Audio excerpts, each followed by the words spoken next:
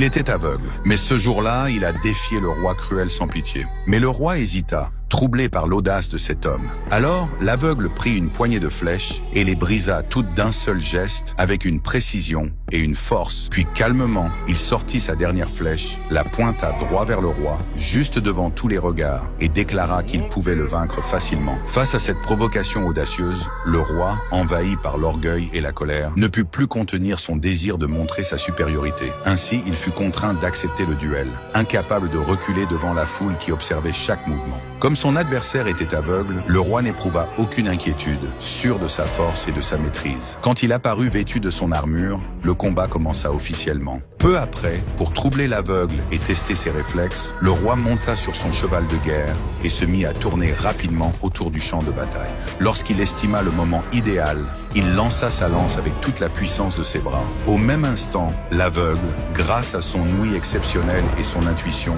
à l'instant crucial, esquiva l'attaque mortelle du roi. L'instant d'après, alors que tous deux reprenaient leurs armes et se lançaient à nouveau l'un contre l'autre, l'aveugle mit en œuvre un stratagème, utilisant toute l'expérience du précédent assaut. En entendant le sifflement aigu de la lance fendant l'air, il bondit d'abord légèrement sur la gauche pour esquiver, puis tira aussitôt la flèche qu'il tenait en main. C'est ainsi que l'aveugle remporta le duel, sous les cris stupéfaits de la foule.